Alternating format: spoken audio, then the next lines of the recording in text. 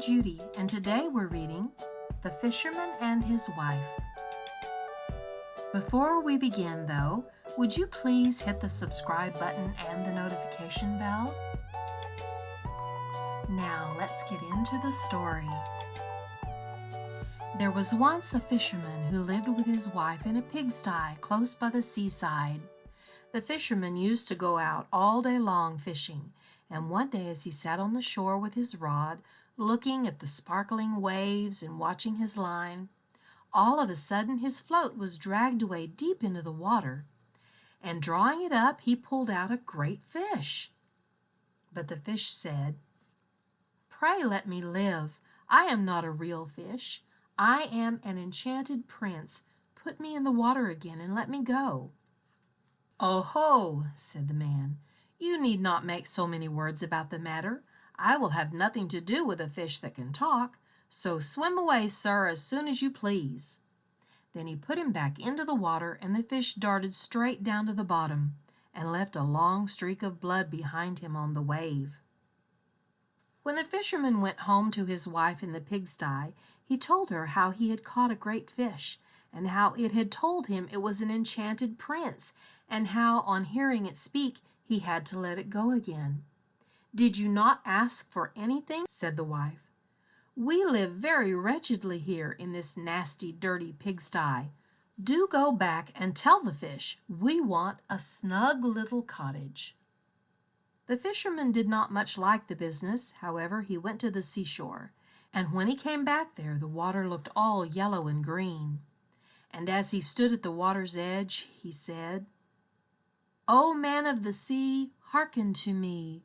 My wife Ilsebil will have her own will, and hath sent me to beg a boon of thee." Then the fish came swimming to him and said, "Well, what is her will? What does your wife want?" "Ah," said the fisherman, "she says that when I had caught you, I ought to have asked you for something before I let you go.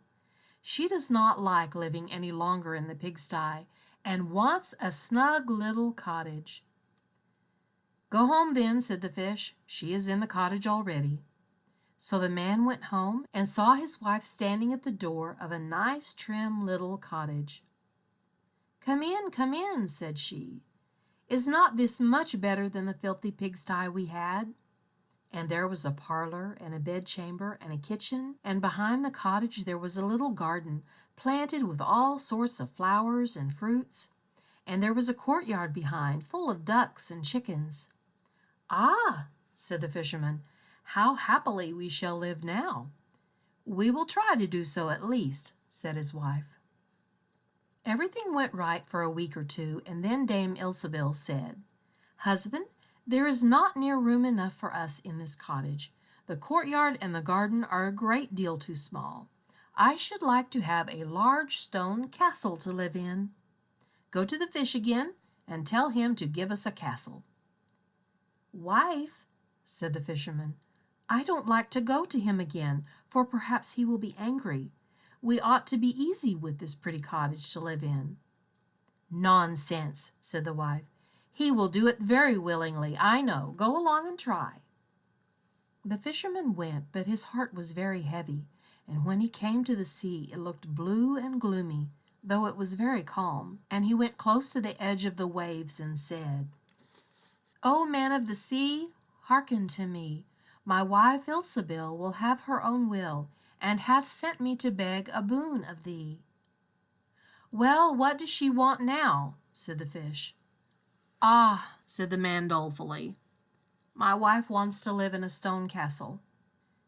"Go home then," said the fish. "She is standing at the gate of it already." So away went the fisherman and found his wife standing before the gate of a great castle. "See," said she, "is not this grand?"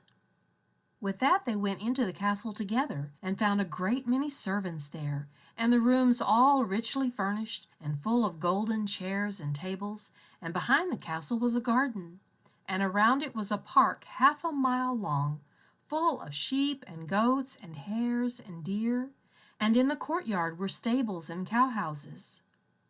"Well," said the man, "now we will live cheerful and happy in this beautiful castle for the rest of our lives."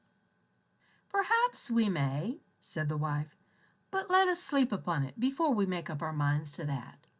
So they went to bed.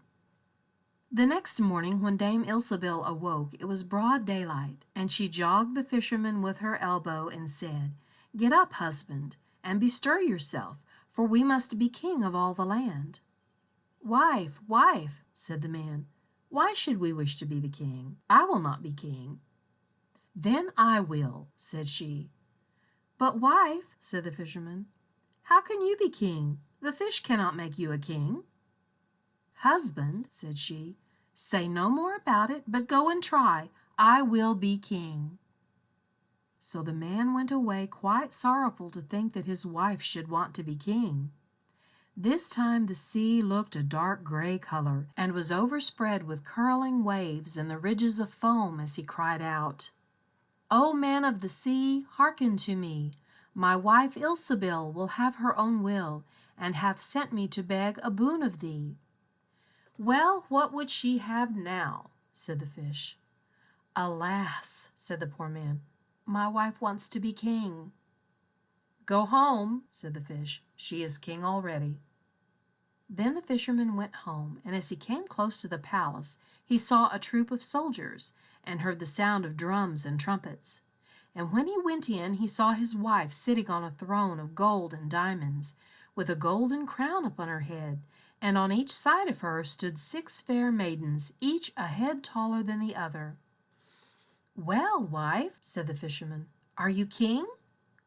"Yes," said she, "I am king."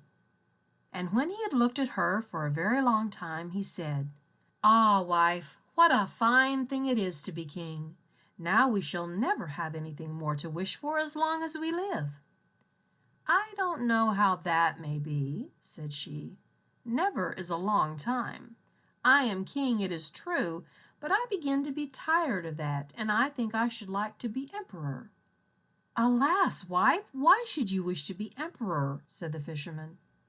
"Husband," said she, "go to the fish. I say I will be emperor." "Ah, wife," replied the fisherman, "the fish cannot make an emperor, I'm sure, and I should not like to ask him for such a thing." "I am king," said Ilsebil, "and you are my slave, so go at once." So the fisherman was forced to go, and he muttered as he went along, "This will come to no good. It is too much to ask. The fish will be tired at last, and then we shall be sorry for what we have done." He soon came to the seashore, and the water was quite black and muddy, and a mighty whirlwind blew over the waves and rolled them about. But he went as near as he could to the water's brink and said, "O man of the sea, hearken to me. My wife Ilsebil will have her own will, and hath sent me to beg a boon of thee." "What would she have now?" said the fish. "Ah," said the fisherman, "she wants to be emperor." "Go home," said the fish. "She is emperor already." So he went home again, and as he came near, he saw his wife Ilsebil, sitting on a very lofty throne made of solid gold, with a great crown on her head, full 2 yards high, and on each side of her stood her guards and attendants in a row, each one smaller than the other, from the tallest giant down to a little dwarf no bigger than my finger, and before her stood princes and dukes and earls. And the fisherman went up to her and said, "Wife, are you emperor?" "Yes," said she, "I am emperor." "Ah," said the man as he gazed upon her, "what a fine thing it is to be emperor." "Husband," said she, "why should we stop at being emperor? I will be pope next." "Oh, wife, wife," said he, "how can you be pope? There is but one pope at a time in Christendom." "Husband," said she, "I will be pope this very day." "But," replied the husband, "the fish cannot make you a pope." "What nonsense!" said she. "If he can make an emperor, he can make a pope. Go and try him." So the fisherman went, but when he came to the shore, the wind was raging, and the sea was tossed up and down in boiling waves, and the ships were in trouble, and rolled fearfully upon the tops of the billows. In the middle of the heavens there was a little piece of blue sky, but towards the south all was red, as if a dreadful storm was rising. At this sight the fisherman was dreadfully frightened, and he trembled so that his knees knocked together, but still he went down near the shore and said, "O man of the sea, hearken to me. My wife Ilsebil will have her own will, and hath sent me to beg a boon of thee." "What does she want now?" said the fish. "Ah," said the fisherman, "my wife wants to be Pope." "Go home," said the fish. "She is Pope already." Then the fisherman went home and found Ilsebil sitting on a throne that was 2 miles high, and she had 3 great crowns on her head, and had all the pomp and the power she could want. And on each side of her were 2 rows of burning lights of all sizes, the greatest as large as the highest and biggest tower in the world, and the least no larger than a small rushlight. "Wife," said the fisherman, as he looked at all this greatness, "are you Pope?" "Yes," said she, "I am Pope." "Well, wife," replied he, "it is a grand thing to be Pope, and now you must be easy, for you can be nothing greater." "I will think about that," said the wife. Then they went to bed, but Dame Ilsebil could not sleep all night for thinking what she should be next. At last, as she was dropping asleep, morning broke and the sun rose. "Ha!" thought she, as she woke up and looked at it through the window. "After all, I cannot prevent the sun rising." At this thought she was very angry, and wakened her husband and said, "Husband, go to the fish and tell him I must be lord of the sun and moon." The fisherman was half asleep, but the thought frightened him so much that he started and fell out of bed. "Alas, wife," said he, "cannot you be easy with being Pope?" "No," said she, "I am very uneasy as long as the sun and moon rise without my leave. Go to the fish at once."